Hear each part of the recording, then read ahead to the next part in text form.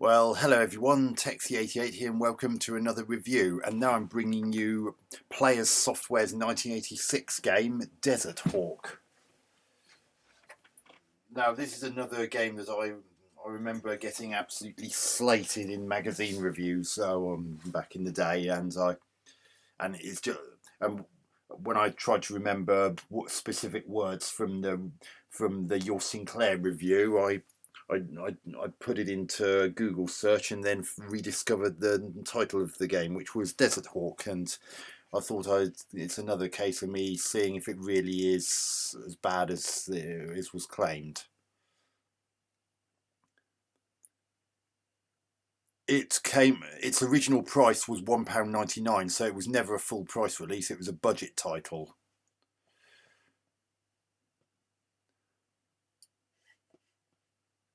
And according to what it says on the back of the on the back of the original packaging, I have to rescue soldiers stranded in enemy territory. That I must actually pick them up, and in my Desert Hawk helicopter, which is supposedly sophisticated and highly manoeuvrable, is armed with a fairly powerful anti-tank launcher. This can only destroy a tank if you hit it at exactly the right point on the turret. Oh dear. Why do I have a bad feeling about that? Yeah,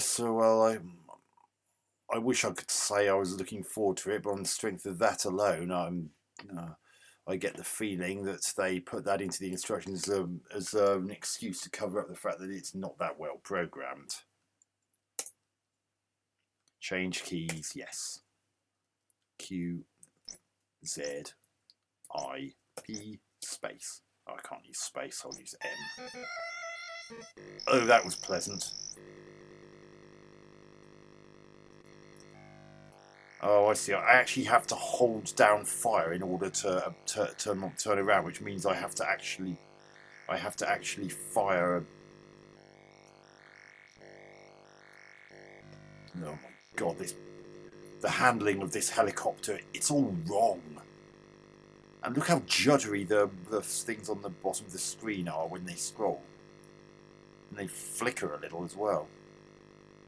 You know, the helicopter's rotor blades are well animated enough, I suppose, although they could have done being a smidgen fast. Oh, here's one of those. Oh, look at that! Look at the solid... Oh, there's one of my blokes I need. So how precise do I have to actually be to get this bloody thing? I've hit it every year.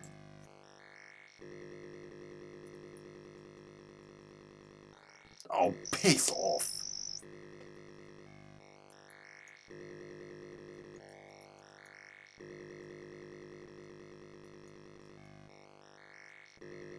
Now, according to something I read in the Sinclair user review, I have to pay particular attention to whether or not it says landing in the bottom right corner.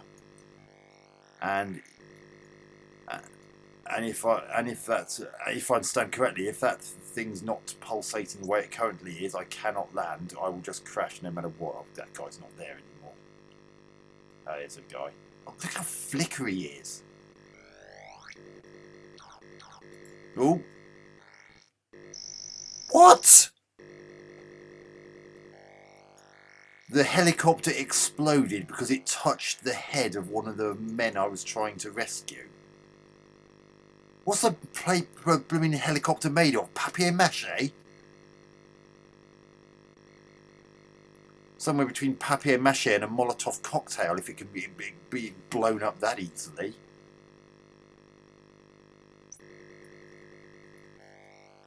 Oh, God. This is absolutely abysmal. Oh, sod off. Let's try this again. No. Oh, that really is horrible.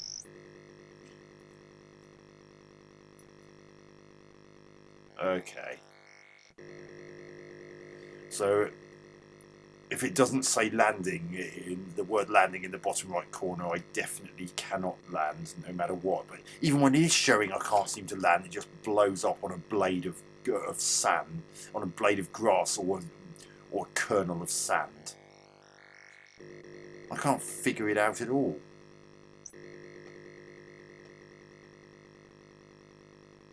And there's one of my flickering.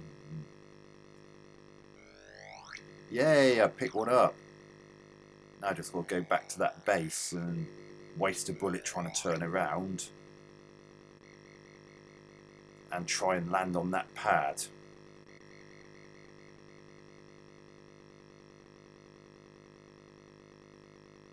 God, this is so interesting. I can barely contain myself.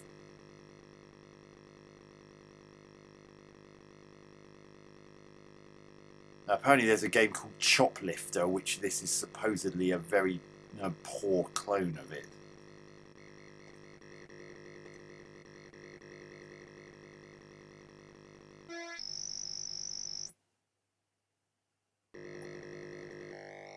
Oh, I see. Oh, by landing back there, it also decreases the temperature. And it seems like I also have to worry about fuel if that's anything to go by as well. I'm presuming that's a fuel gauge above the thermometer in the bottom left corner.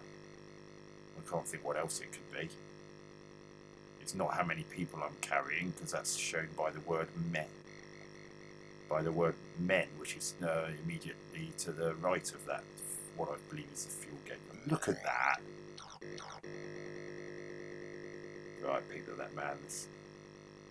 There's another one flickering his way. Oh god, that was close. Right, I think I'm getting the hang of this landing malarkey. Or I better go back, my temperature's getting a bit hot.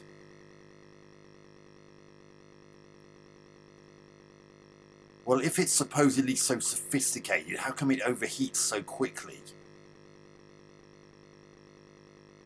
Oh no, come on. I'm not going to make it, am I? No.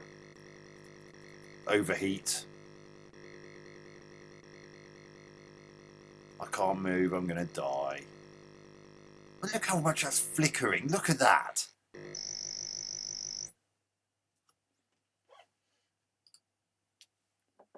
Desert Hawk is sophisticated and highly manoeuvrable. It is bloody not sophisticated if it can overheat that quickly.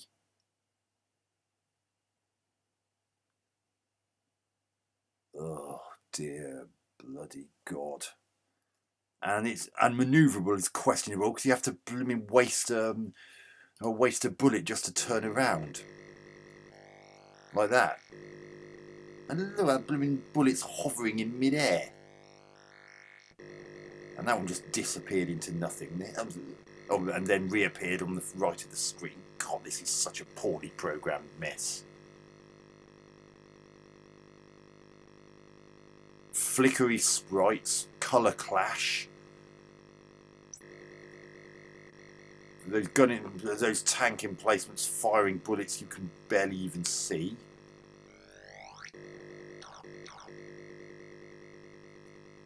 And now I've got to go back because otherwise this oh so sophisticated chopper will overheat and I'll just fall to my doom on top of a rock or something.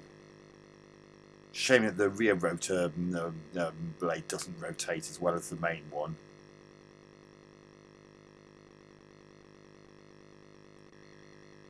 I just noticed the parallax scrolling of the stars in the background. That's one of the few good things I can say about this game. Everything else about it is pretty pants.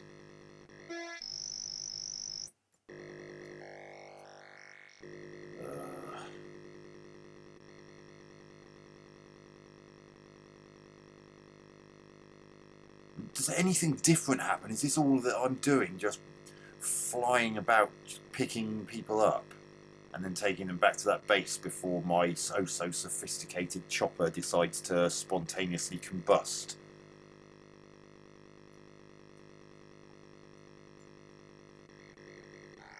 Oh god, not alive.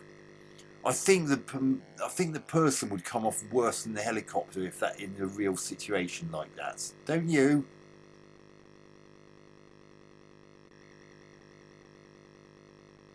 I mean, those tank guns seem to barely be a threat. They only seem to fire once in a blue moon. See, it's just fired and.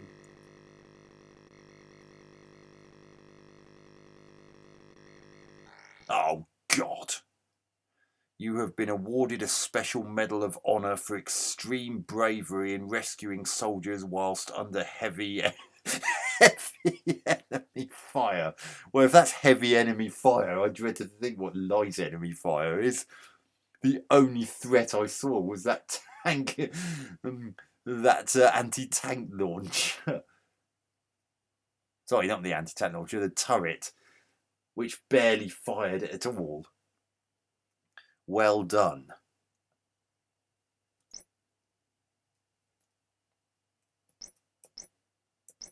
Oh, balls on. Well, that's Desert Hawk for the Spectrum.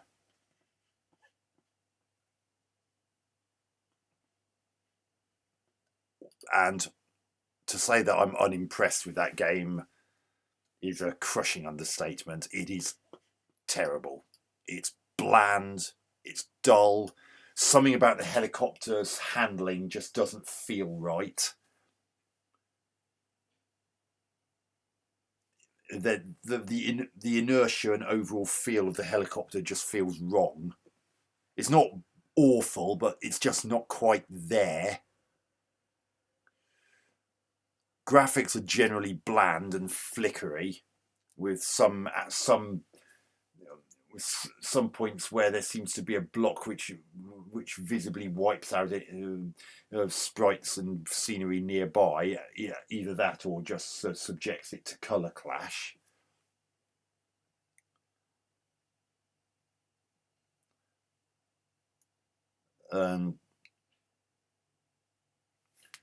Sometimes the people you're trying to pick up are so flickery they can be hard to see, and I don't think I actually saw many of the bullets that came out of that turret gun on the ground that's not far to the right of the base.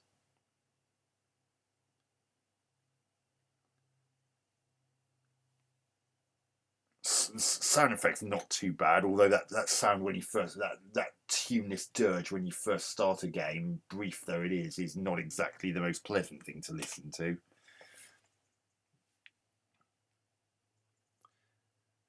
Well, and another thing is you get limited ammo, and I don't like the fact that you can't actually turn around without expending ammo, which is a bit cruel. And I couldn't seem to. I know you said you had to be precise with where you destroyed the turret, but I'm sure I fired at every imaginable point on that thing, and it wouldn't blow up.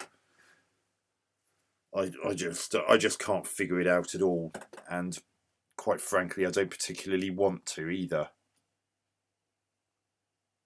I mean, the loading the screen of this game actually has a polygonal figure fencing. I mean, not exactly anything to do with the game. So if it's the actual logo of the company that made it, then I guess that will make some sense. But it's more prominent. But you'd think they'd be put something on it that actually relates to the game. There's virtually nothing, if anything, and the word players is more prominent than the actual title of the game, Desert Hawk. No, this game was so boring, and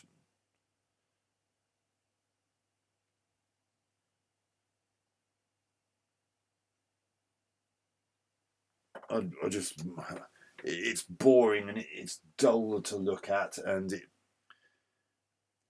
it's just generally an uninspiring, drab game that has presentation issues as well as rather empty gameplay and a helicopter that just doesn't feel right. And I'm going to give Desert Hawk 2 out of 10. before before too long, you'll be wanting the torture to end, and you'll be reaching for the reset button before you had a chance to even rescue three stranded people, I reckon. And another, as I said, if this supposedly such a majorly impressive, highly sophisticated helicopter, how come it can overheat so quickly?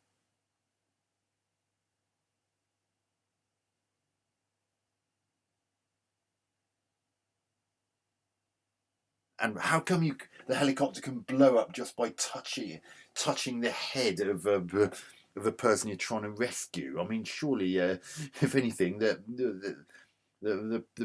person would come off worse. And this is a supposedly sophisticated helicopter. Nah, this is a bad game. Don't play it. It's awful, and you really and not worthy of the time that I've even spent playing it. So 2 out of 10, as I said. Hope you enjoyed this review. I certainly didn't enjoy this game one jot. Taxi88 out.